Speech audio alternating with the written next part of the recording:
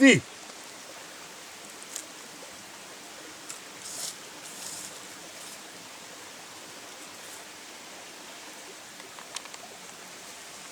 Ah, mais cette passion qui est venue un peu de famille. Et d'abord, on aimait bien les grives. Et c'était surtout qu'on chassait pour manger des grives. Et après, entendu, on vendait le surplus. Tant que je peux me gambir, comme on dit, je vais faire des lecs, 4, toi que j'en fais presque plus maintenant, pour pouvoir manger une grive. Puis quand ils viennent les enfants, je leur en fais manger une. Elles sont meilleures parce qu'à la lec, elles ne souffrent pas en principe. Et elles sont genièvres ici en montagne. En bas, elles mangent des olives, elles mangent des tas de cochonneries. Elles ne peuvent pas être bonnes comme ici. À l'origine, les gens faisaient ça ici. Toutes les maisons avaient au moins, on appelle ça un grivatière, celui qui fait les lecs. Eh ben, c'était pour vivre, même nous aussi, comme mon père, c'était un complément d'argent. On ne mangeait pas tous les jours, tu en prenais une vingtaine, tu ne mangeais pas 20 grives dans la semaine. Même que nous, on en mangeait 2 fois par semaine. Hein. On ne les économisait pas. Le jeudi et le dimanche, on mangeait la grive. Si c'était des petites comme ça, moi, il m'en fallait 2. Parce que c'est une bonne salade du jardin. On les lardait bien, puis on les faisait au plat. Dans un plat, on en faisait cuire 5 ou 6 ou 7, ça dépendait. Si on avait des invités, on en faisait cuire 10 ou 12 dans un gros plat. Et voilà. Doucement, doucement. Les grosses, il fallait 1h15 pour les faire cuire, c'est-à-dire les cerfs, les chachas, il fallait 1h15. Les petites, à peu près 1 heure, le tour de le siffleur.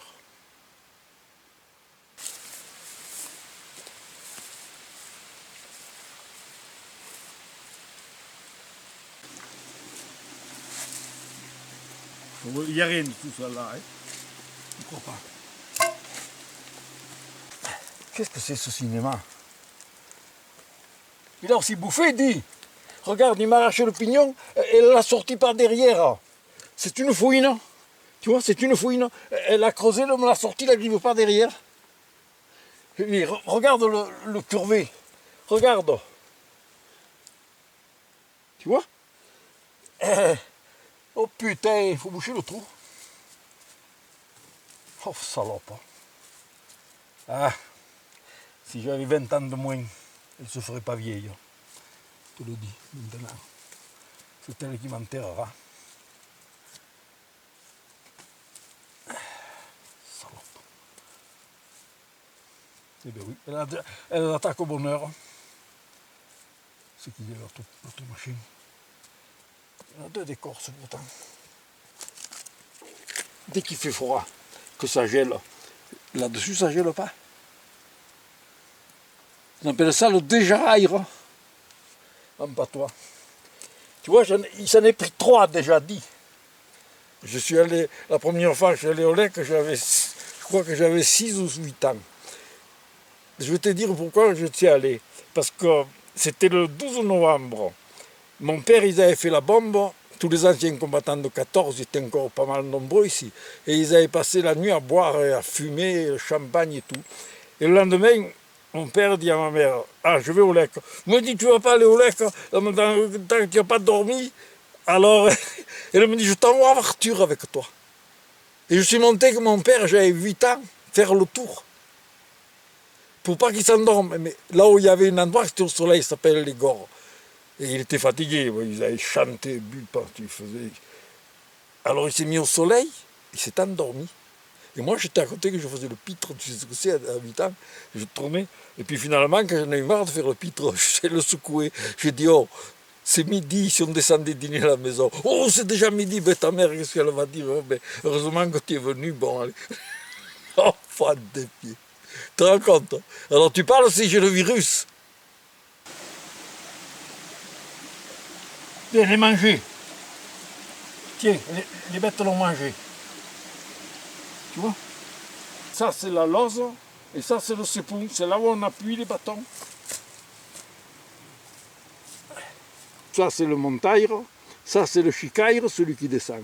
Et ça, c'est les traversiers dessous. Et le pignon, l'amorce, tu veux comme nous, on fait dire le pignon. C'est pour que la grille vienne piter et se prendre. Puis on tient de nettoyer, tu vois, il faut que ce soit propre hein, pour les appâter. Tu vois, quand il y a une graine par côté, on la prend, on la remet bien dessus là.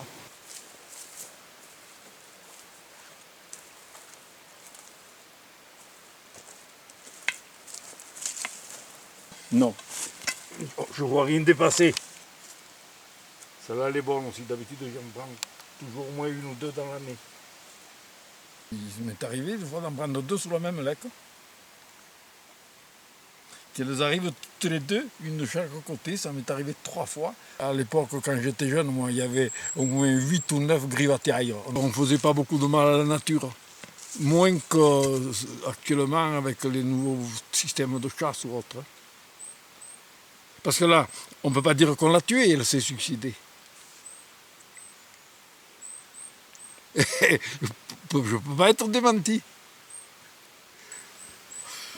Et oui, c'est dommage. Mais maintenant, on ne pourrait plus faire ça parce que les gens, ils comptaient là-dessus. Mais c'était un boulot, tu comprends. Ils n'avaient pas des fermes comme aujourd'hui. Ils avaient 4 biques, 4 brebis, un cochon pour engraisser. Ils avaient tout le temps pour aller vadrouiller dans le bois. Et en descendant, souvent le soir, ils avaient un sac et ils ramassaient du gui sur les pins. Ils montaient sur les pins, ils ramassaient le gui pour donner aux chèvres ou aux cochons en arrivant. Parce qu'ils en sont friands, les bêtes du gui. Mais moi, quand je gardais, que j'avais le temps, là, que des fois ça m'arrivait longtemps, d'aller garder le troupeau, et bien, les pins n'étaient pas trop moins, j'ai scarré là-dessus, j'enlevais le gui, je l'envoyais par terre. Tu as vu les brebis et les chèvres qui se bouffaient ça? Comment ça que le bâton, ici, c'est un renard qui a passé qui me l'a tombé ou un sanglier? Le bâton ne devrait pas être là. Il n'y a qu'un bâton et l'autre. Il y a un problème.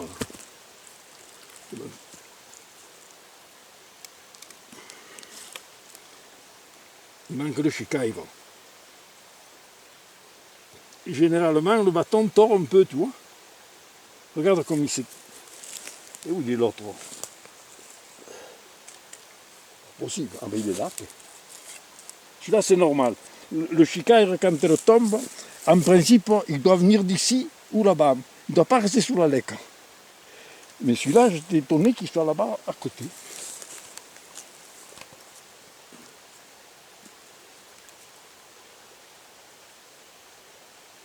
Et là, il s'agit de ne pas manquer l'encraine, là, tu vois. Ça, on appelle ça l'encraine.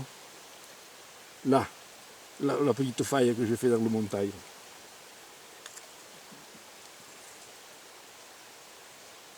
Et quand les loses ne sont pas bien régulières, on ne fait pas les deux traversiers de la même longueur. Là, celui-là, il est plus court que l'autre. Parce que ici, il y a un trou, et là, il y a une bosse à la pierre. Il y a des jours qu'on revient sans rien. Hein. Au moment où il n'y a pas de passage, avec 1000 lecs, je suis revenu sans une grive. Hein. Eh oui. Au moment où il y a les jonctures, que les unes ont parti et les autres variétés, qualités ne sont pas encore arrivées, eh bien, tu prenais rien. Et tu y allais quand même parce qu'il fallait redresser, parce que les rats avaient mangé les pignons, et puis les pignons sèches, mais c'est un boulot le grivatiaire.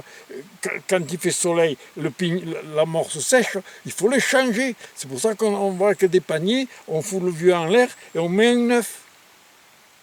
Ah, mais c'est un travail de romain, ça. On va descendre par là.